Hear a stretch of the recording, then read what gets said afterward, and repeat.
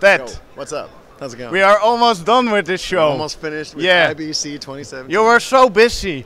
Yeah. I couldn't get hold of you. So now here I am. Here we are. So let's talk about Aputure. What's going on? But not a normal interview type. All right. But I have 3 situations for you. Okay.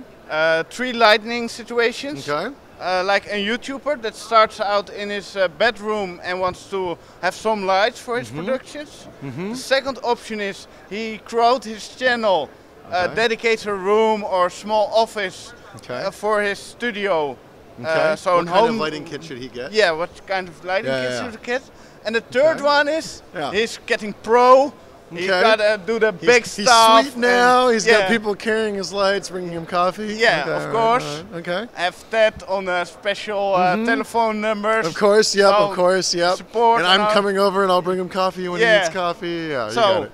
What do you have to offer for the 3 situations? Okay, so from the entire Aputure line, right? Yeah. Okay, I'm going to make 2 recommendations for some of them too, okay? So if you're starting off and you have a video blogging setup and you want to do it in just your room, this would also work for like corporate shooters too that are just, very small kits. So for that one, I would say 2 options. One, I would get an Amaran 672 kit. That one will give you 3 lights. You can get the SS, so spot, and color version, and that'll come with diffusion too. So basically that's one great kit for 3-point lighting. Now the second kit that I would actually personally go for, because I think it future-proofs you a little more, is I would do either 1 or 2 LS1/2Ws. And the reason I would do that is because a lot of people don't realize that the LS1/2W, 120-degree beam angle. Oh, that's nice for a small room. Nice. Perfect for small rooms. I see so many people that try to buy studio lights and they try to use them in their bedrooms. It's never going to work. You have to pull the light really far back, or you need some kind of diffusion that's going to work. With an LS1/2, 120-degree beam angle means I can put that straight up to my white wall, which, let's be real, most YouTubers have white walls in their rooms. Yeah. You can put it right up to the wall. It'll do a bounce light, and that bounce light will give you a big, soft key light that you can light them with.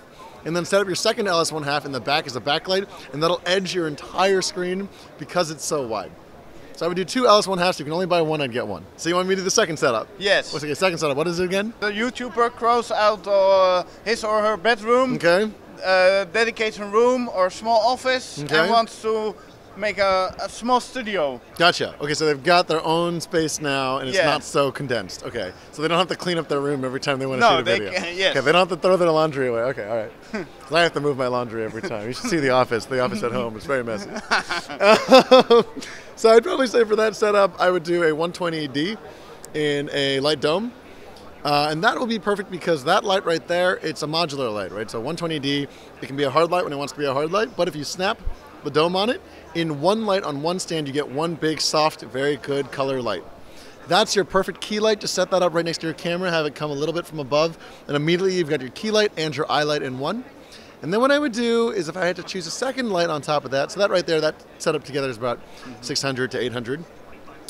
For a backlight, I would probably do a Mini 20, and if you can get the kit, which is 750, or a single light, which is about 290, I would get one Mini 20, and I would use that to either do a hair light, or if I got the kit, I would do a hair light, and then I would also do accent lights on the background. So maybe I could do 2 slashes in a row.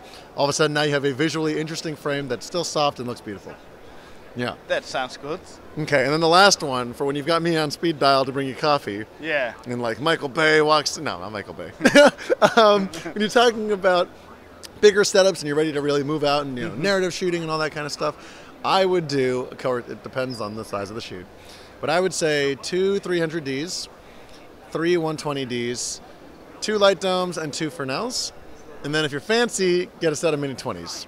And the reason I would do that is that with your 300D, you've now officially got a hard source that you can punch through windows if you want to do like sunlight. You can put a softbox on it if you want to do moonlight for large white, like kind of wide, like if you want to do a fight scene, get a wide shot. You could do 2 light domes and 300Ds and kind of spread that light. And for your general shaping, for your close-ups and your mediums, I would do the 120D because that'll give you a 3-light kit that you can use for your key, or if you're doing sports shooting, you can do double backlight.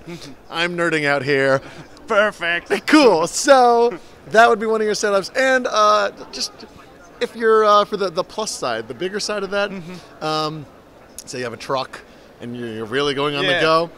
For that one, I mean, yeah, obviously we're getting huge here, and a lot of us don't have the budgets for this, but, you know, something like 5 300Ds, and then like a 120D kit, probably like 8 120Ds would do it. But that would be, obviously this is pushing it quite a bit, but I think that would be sort of the ideal setup there.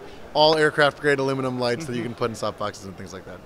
All the lights also have battery options. Yeah, all battery operated, so you can take them on the go, on location shoots in the forest. Again, the 300D is so exciting because now you have a 2K tungsten light that one person can carry on one stand and bring it out into the woods and plug V-mount batteries and everything you want. That is, I'm just excited to see what people do with it. That's really what it is. So nice. those are my 3 setups. I know I kind of gave you 5, but I think there's some in-betweens there too. And we now have a sneak peek in the future, because here we have a small prototype. Indeed. So this light, tell me about it. We've not really been showing it to that many people. Called the Amaran MX. Aircraft grade aluminum fins on the back here. Brass construction housing. Very sleek. Feels very good to the touch. LED. If you guys are familiar with the Aputure M9, that's a very small credit card sized light. You can Velcro it, kind of snap it anywhere. This right here is going to be 5 times brighter than the M9. 5 times. 5 times. It is bicolor, so I can change the color temperature right here very easily.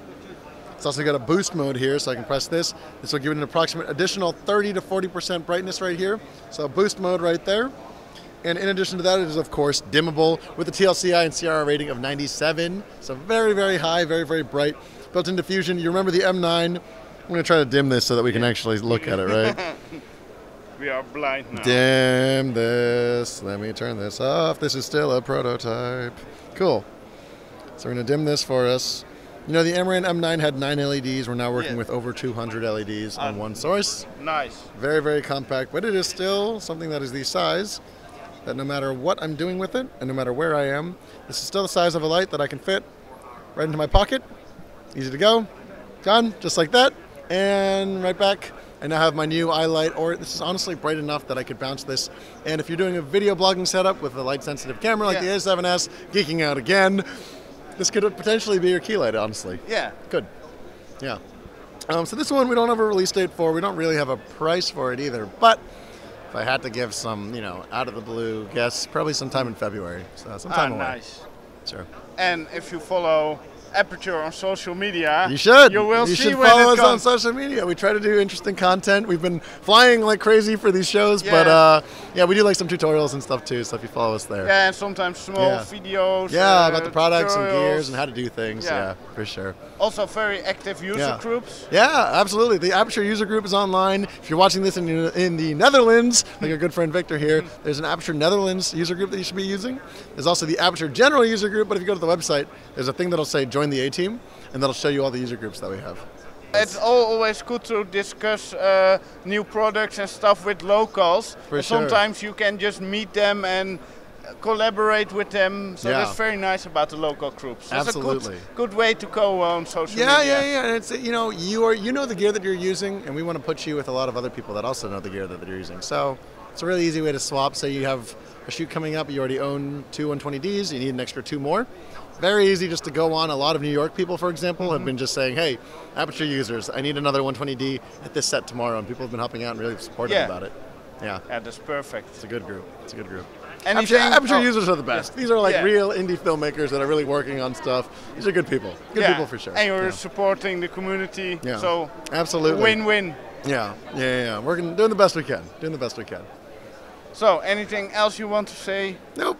You have now my channel. Nope. It's yours. Nope. It's yours now. Nope. Keep shooting stuff. Start actually shooting stuff. Make sure that you're not just buying gear, that you're actually doing interesting things with it. Technology is always changing, but this right here doesn't, well, it changes, but it's always the same, really. Thank you, Ted. Thanks, Victor. It was a great show. For sure. And an honor to have you here in Amsterdam. I appreciate it. Thanks, Victor. And I hope to see you back next year. We'll see you next With year. a couch on your booth? With a couch? We have no seats at this booth. All of us are standing all day. Help us. Yeah. Day 5. These shows are very long in Europe. They're very long. Yeah. Maybe a little bit too long. Yeah, it's okay though. So it's good. Everyone gets a chance to come and check it out. So, thanks for watching.